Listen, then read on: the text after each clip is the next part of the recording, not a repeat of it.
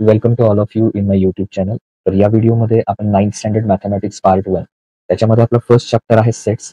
तर त्या सेट्स मधला प्रॅक्टिस सेट 1.3 आपण या व्हिडिओमध्ये बघणार आहोत. तर प्रॅक्टिस सेट 1.3 मध्ये क्वेश्चन नंबर 1 आहे, if A is equal to A B C D E small letters मध्ये, बी मध्ये C D E F, C equal to B D and D equal to A, then which of the following statements are true and which are false.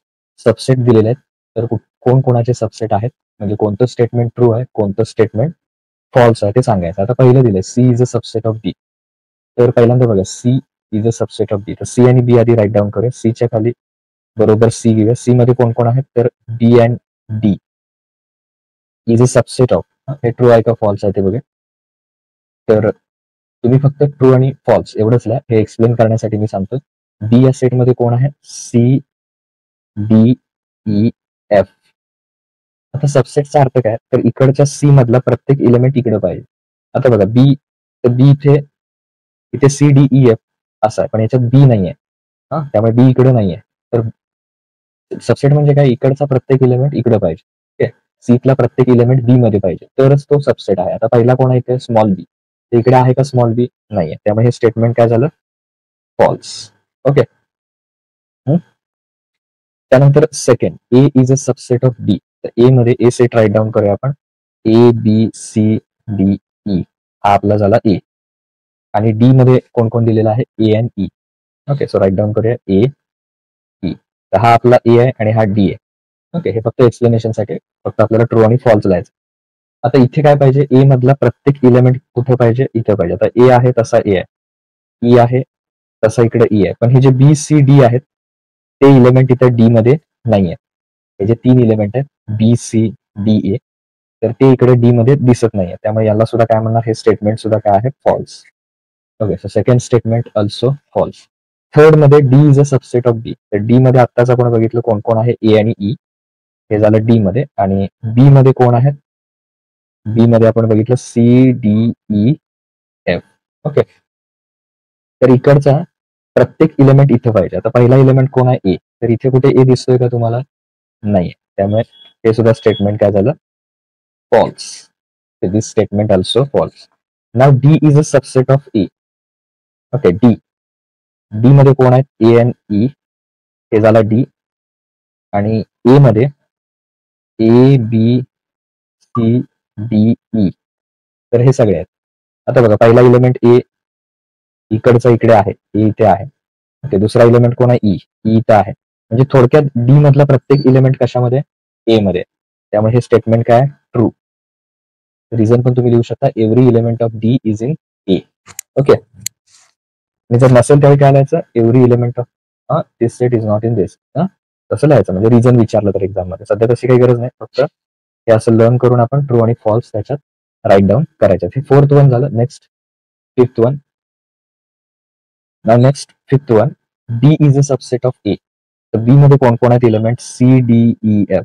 हे कशामध्ये आहेत, बी मध्ये आहेत. आणि A मध्ये कोण कोण आहेत, A B C D E. Okay, आता याच्यामध्ये बघा, बी मधला सी हा इलेमेंट आहे तो इकडे आहे, डी सुद्धा इथे आहे, ई सुद्धा इथे आहे. पण हा जो एफ आहे तो एफ इकडे नाहीये. ओके, ह्यातला कुठला इलेमेंट नाहीये, एफ हा जो इलेमेंट आहे तो इकडे नाहीये. त्यामुळे काय म्हणणार, बी मधला प्रत्येक इलेमेंट पर्टिक्युलरली एफ इकडे नाहीये. त्यामुळे this statement is false. Okay, F हा इलेमेंट इकडे नसल्यामुळे, बी मधला एफ हा इकडे ए मध्ये नसल्यामुळे हे स्टेटमेंट काय होणार आहे, फॉल्स. नाव C is a subset of A. C is a subset of A. So C मध्ये कोण येणार, B and D. Okay, C is a subset of A. So C मध्ये कोण येणार, बी आणि डी. आणि ए मध्ये कोण आहे, A B C D E. तर सी मध्ये बी डी आहे आणि ए मध्ये हे आहे, A B C D E. तर बी इकडे आहे आणि डी सुद्धा इकडे आहे. त्यामुळे सी मधला प्रत्येक इलेमेंट कशामध्ये, ए मध्ये. त्यामुळे हे स्टेटमेंट काय, ट्रू. फोर्थ आणि सिक्स. ओके, 4 आणि 6 एवढेच ट्रू आहेत, अदरवाईज सगळे फॉल्स आहेत यातले स्टेटमेंट. तर आता क्वेश्चन नंबर 1 झाला. आता नेक्स्ट क्वेश्चन बघूया, question number 2. Now question number 3, u is equal to 1 2 3 7 8 9 10 11 12. p is equal to 1 3 7 and 10. तर याच्यामध्ये आपल्याला काय करायचं, तर यू पी आणखीन एक शोधायचं आहे पी डॅश. ओके, आणि मग त्याची वेन डायग्राम करायची आणि दुसरं एक व्हेरिफिकेशन करायचं आहे P dash again P dash. P dash म्हणजे त्याचा कॉम्प्लिमेंट आणि परत कॉम्प्लिमेंट घ्यायचा, परत आपल्याला पीच मिळतो. तर सगळ्यात पहिल्यांदा हा फर्स्ट पार्ट आहे तो आपण बघूया. त्याच्यात आपल्याला आधी पी डॅश काढून घ्यावा लागेल. Okay, P dash means complement of P. कसा काढणार तो कॉम्प्लिमेंट ऑफ पी? तर यू मायनस काय करायचे P. So U minus P is equal to, so आधी यू हा सेट राईट डाऊन करूया. 1 2 3. ओके, क्वेश्चन मध्ये आपल्याला दिलेला आहे 1 2 3 7 8 9 10 11 12. हा आपला आहे you.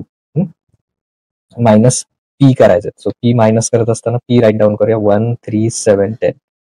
So P dash is equal to, जो आपल्याला पी डॅश फाइंड करायचा आहे तो राईट डाऊन करूया. तर सो मायनस करायचे म्हणजे इलेमेंटला इलेमेंट कॅन्सल करायचे. 1 ला 1 कॅन्सल, 3 ला 3 कॅन्सल, 7 ला 7, 10 ला 10 कॅन्सल. सो पी डॅश मध्ये कोण कोण राहील? 2 देन 8 9. ओके, 2 8 9, 2 8 9 11 12.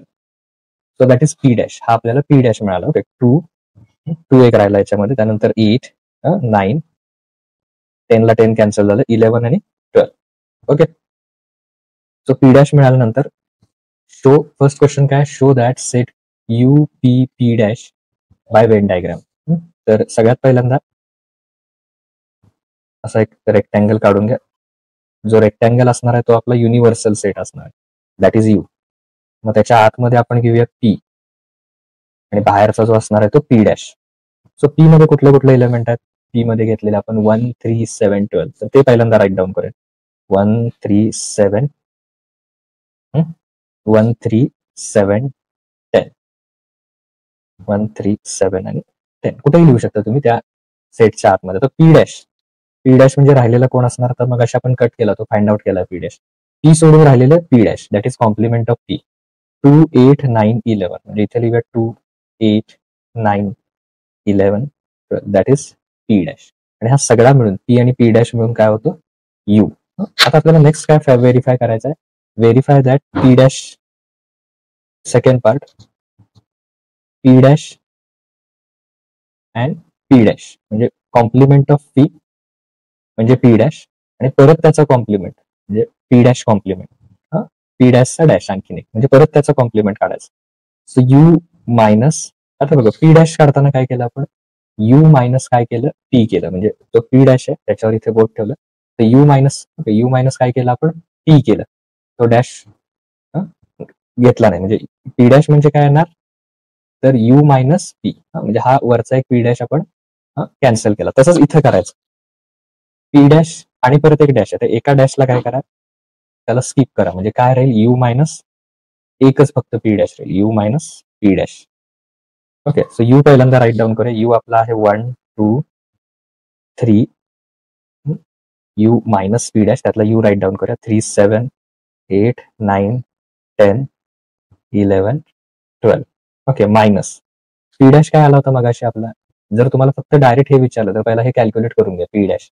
आता आपण इथं ऑलरेडी पी डॅश काढलाय. 2 8 9 11 12. Okay, 2 8 9 11 and 12. Okay, so U minus P. आता कॅन्सल करूया. 2 ला 2 कॅन्सल, 8 ला 8 कॅन्सल, 9 9 कॅन्सल, 11 11 कॅन्सल आणि 12 12 कॅन्सल. सो काय राहील बघा? आता राहिला कुठला? 1 3 7 and 10. 1 3 7 and 10. सो आपल्याला हा मिळाला. आता इथे बघा पी डॅश ऑफ डॅश, याचं उत्तर काय आलं? आन्सर काय आलं आपलं? 1 3 7 10. So what is 1 3 7 10? म्हणजेच काय? पी आहे. So 1 3 7 10 means P. So that is required. Okay, तर हे आपलं प्रूफ झालं, व्हेरीफाय झालं. ओके, नाव next, fourth one, 1 3 2 7. Then write any 3 subset of A. आता ज्यावेळी तुम्हाला असा एखादा सेट दिला असेल त्यावेळी तुम्ही सबसेट लिहिताना काय करू शकता? Subsets of A. तर कुठले कुठले घेऊ शकता ए चे सबसेट? हवं तर एक्झाम मध्ये पहिल्यांदा ए राईट डाऊन आहे तसं करा आणि then write down its subset. So subset कसे राईट डाऊन करणार? त्यातला एखादा इलेमेंट घ्या. म्हणजे समजा बी हा सेट घेतला ज्याच्यामध्ये मी फक्त 1 घेतला. तुम्ही एखादा सी हा सेट घेऊ शकता ज्याच्यामध्ये त्यातले कुठलेही 2 इलेमेंट घेऊ शकता, 1 आणि 7, 1 आणि 3, कुठलाही आहे. इव्हन तुम्ही 3 इलेमेंट्स त्याच्यामध्ये घेऊ शकता. डी असा 3 एलिमेंट असणारा 1 3 1 2 3 किंवा 1 3 7 कसंही चालेल 1 3 2 3 एलिमेंट्स असणार. तर हे सगळे त्याचे सबसेट आहेत. का? कारण ते याच्यापासूनच तयार होतात. ओके. तर असे तुम्ही वेगवेगळे एक्झाम्पल इव्हन तुम्ही आणखीन एक असं सांगतो एखादा डीई घेतला की ज्याच्यामध्ये फक्त 2 आहे. ओके. परत 5th वन समजा एफ आपण एक घेतला की ज्याच्यामध्ये 1 7 ऐवजी आपण 3 2 घेऊया आणि 6 1 असे बरेच करता येतील. समजा जी हा घेतला तर त्यातले काय करा 3 घेताना दिस टाइम 3 2 7 3 2 7 असंही करू शकता. त्यामुळे कुठल्याही अशा प्रकारचे एनी 3 सबसेट और एनी 4 असंही एक्झाम मध्ये विचारतील. त्यामुळे असे सबसेट काय करायचे त्याच्यापासून राईट डाऊन करायचे. नाव नेक्स्ट क्वेश्चन नंबर 5 बघूया. नाव next question number 5 write the subset relation between the sets given. Okay. P M I B N H हे सेट्स दिलेले आहेत आपल्याला आणि कोण कोणाचा सबसेट आहे ते राईट डाऊन करायचं. आणि सेकंड सबसेट मध्ये which set can be the universal set for above set. या सगळ्या सेटसाठी कोणता सेट युनिव्हर्सल सेट होईल ते सांगायचं. सगळ्यात पहिल्यांदा आपण सबसेट लिहूया. आता बघा इथे पहिला जो सेट आहे पहिल्याचा आन्सर्स लिहूया. P is a set of all residents in Pune. Okay. पुण्यामध्ये राहणारी लोक. M is a set of all residents in MP that is Madhya Pradesh. मध्य प्रदेशमध्ये राहणारे. I resident in Indore. B resident in India and H resident in Maharashtra. तर याच्यामध्ये जर आपण बघितलं जे पुण्यामध्ये राहतात ते नक्कीच ऍज अ स्टेट कोणता असणार आहे त्यांचा महाराष्ट्र. म्हणजे Pune is a subset of Maharashtra that is H.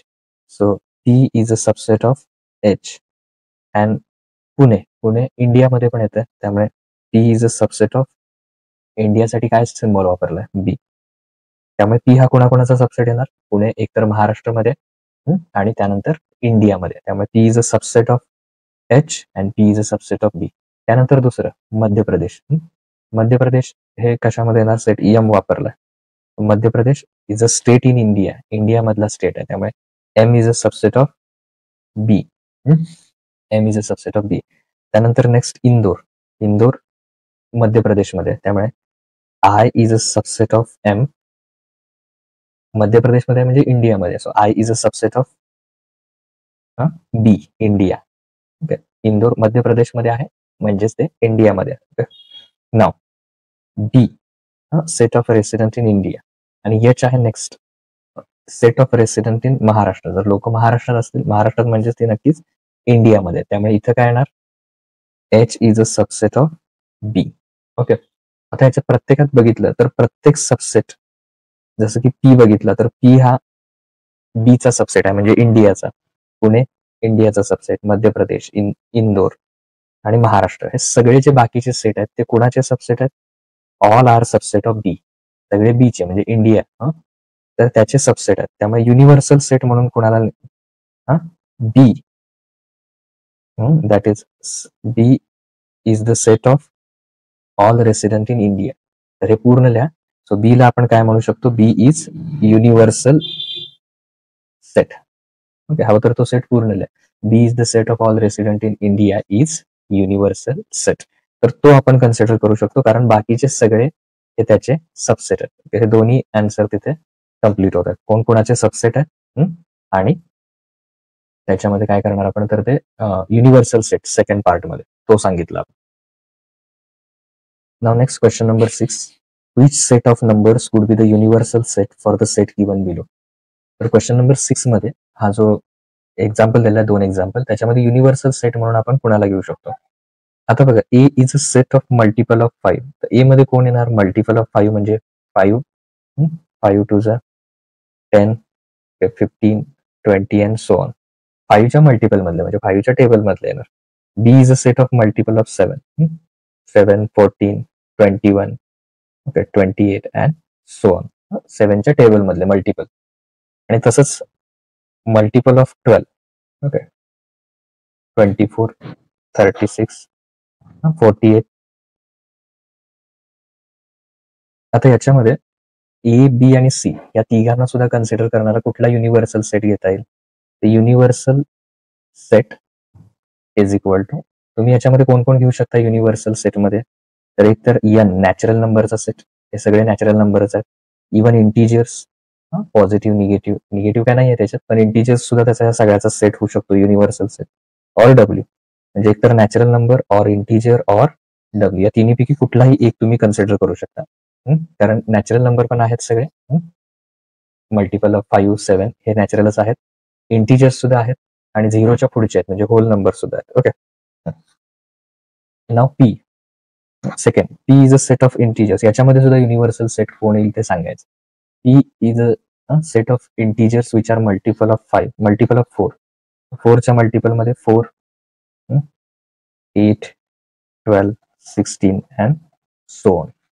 तसंच टी मध्ये कोण येणार, set of all even square numbers. आता इव्हन स्क्वेअर नंबर कुठले कुठले आहेत, 1चा स्क्वेअर 1, 2चा 4, ओके, 3चा 9, 4चा 16, 5चा 25, 6चा 36.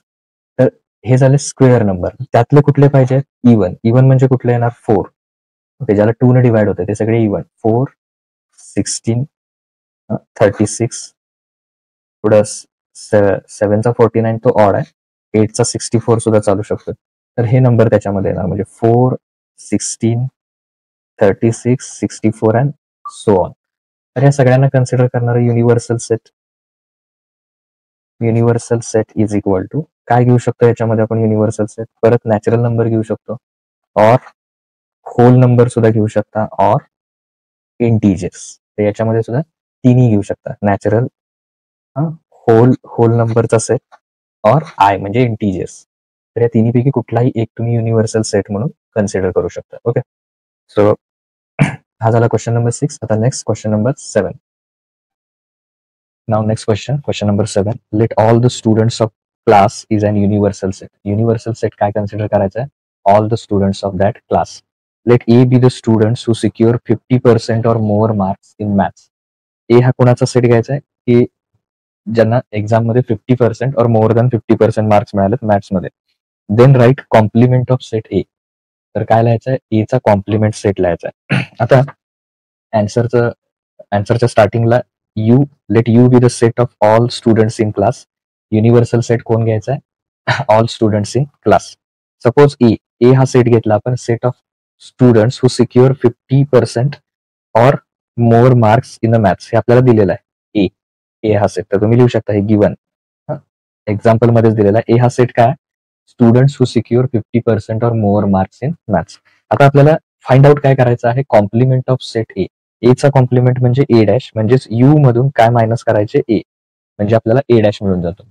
आता ऍक्च्युली बघा, स्टुडंट्स ए मध्ये कोण स्टुडंट्स आहेत, त्यांना 50% किंवा त्यापेक्षा, just a minute, students who get 50% or मोर, असे सगळे स्टुडंट्स की ज्यांना मोर दॅन 50 और मोर दॅन 50% पडले, ते सगळे कशामध्ये येत आहेत, ए मध्ये. म्हणजे ए मध्ये कुठले स्टुडंट आहेत, एकतर त्यांना 50% पडलेत किंवा मोर than 50%.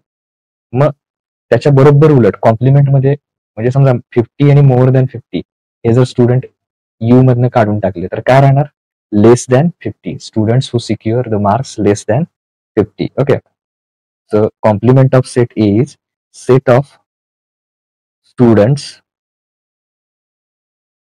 who secure marks less than 50%. Okay, is a set of students. A चा कॉम्प्लिमेंट हा कुठला सेट आहे, the set of students who secure the marks less than 50%. कारण ए मध्ये कोण आहेत, 50% किंवा त्यापेक्षा जास्त मार्क्स मिळवलेले स्टुडंट. मग कॉम्प्लिमेंट ऑफ ए म्हणजे काय करायचं, त्याच्या बरोबर अपोजिट घ्यायचं. म्हणजे 50 किंवा 50%च्या वरचे स्टुडंट सोडले तर राहिले कोण, the set of students who secure the marks less than 50%, की ज्यांना 50% पेक्षा पण कमी आहेत, ते कशामध्ये येणार आहेत, कॉम्प्लिमेंट ऑफ सेट ए. हे तुमचं फायनल आन्सर असणार आहे. तर इथे प्रॅक्टिस सेट 1.3 मधले टोटल 7 क्वेश्चन आहेत ते कम्प्लीट झालेले आहेत. ओके, तर आपण आता प्रॅक्टिस सेट 1.4 जो आहे तो ऑलरेडी आपण त्याचा व्हिडिओ बनवलेला आहे. सगळेच हा चॅप्टर आणि प्रॉब्लेम सेटचे सगळे झालेले आहेत आपले व्हिडिओ. हा एक प्रॅक्टिस सेट राहिला होता मध्ये, तो आपण कम्प्लीट केला. ओके, त्यामुळे प्लेलिस्ट मध्ये जाऊन तुम्ही आधीचे सगळे बघू शकता. Okay, thank you.